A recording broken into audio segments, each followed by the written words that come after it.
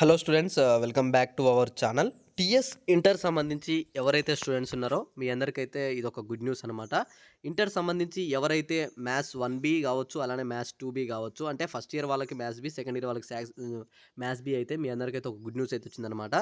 మీరు రాసిన ఎగ్జామ్లో వచ్చేసి 3 తప్పు ప్రశ్నలు అయితే వచ్చినట్టు మనకైతే ప్రభుత్వమే చెప్పిందనమాట. మనకి టీఎస్బిఐ బోర్డే చెప్పిందనమాట.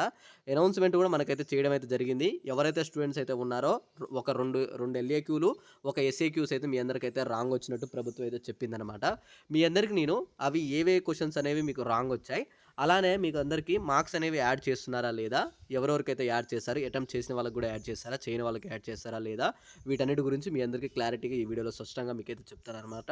మీరు చేయవలసిందలా ఏం లేదు, తప్పకుండా ఈ వీడియోని లైక్ చేసి మిగతా స్టూడెంట్స్ కూడా షేర్ చేయండి, వాళ్ళకు కూడా తెలుస్తుంది అనమాట.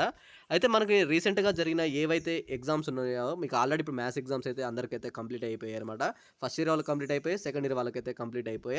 అయితే ఇప్పుడు ఎవరైతే ఫస్ట్ ఇయర్ సెకండ్ ఇయర్ వాళ్ళు ఉన్నారో వాళ్ళందరికీ వచ్చేసి నేను మొన్న ఆల్రెడీ చెప్పాను, ఫస్ట్ ఇయర్ వాళ్ళకి ఆల్రెడీ అయితే 2 తప్పు క్వశ్చన్స్ అయితే 1ఏలో ఉన్నట్లు చెప్పానమాట. మనకు అన్నట్టుగానే ఆ 1ఏలో 2 తప్పు క్వశ్చన్స్ అయితే ఉన్నాయి.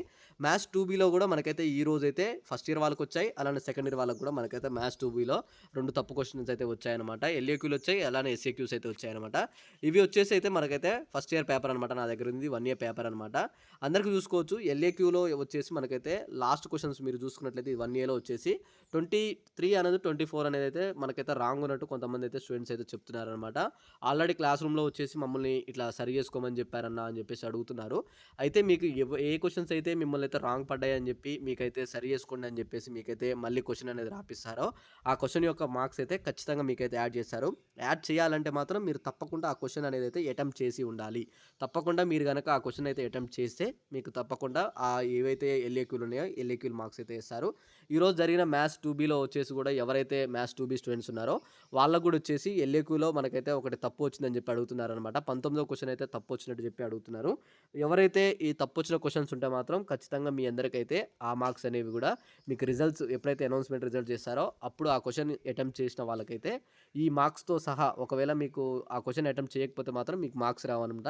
అట్లీస్ట్ మీరు ఆ క్వశ్చన్ నెంబర్ ఇట్లా వేసి వచ్చినా సరే మీకు ఆ మార్క్స్ అనేవి అయితే యాడ్ చేశారు. ఎస్ఏక్యూలో ఒక క్వశ్చన్, ఎల్ఏక్యూలో 2 క్వశ్చన్స్, ఇలా ఎవరైతే మ్యాథ్స్ 1బి అలానే మన మ్యాథ్స్ 2బి వాళ్ళందరికీ అయితే మార్క్స్ అయితే యాడ్ అవుతున్నాయి. ఓకే, మీ అందరికీ ఈ వీడియోలో క్లారిటీగా అర్థమైంది అనుకుంటున్నాను. అటెంప్ట్ చేసిన వాళ్ళకే మార్క్స్ అయితే వస్తాయి, అటెంప్ట్ చేయని వాళ్ళకైతే మార్క్స్ అయితే యాడ్ చేయరనమాట. మీ అందరికీ ఈ వీడియోలో క్లారిటీగా అర్థమైతే ఒక లైక్ చేసి మీ ఫ్రెండ్స్కి అయితే షేర్ చేయండి.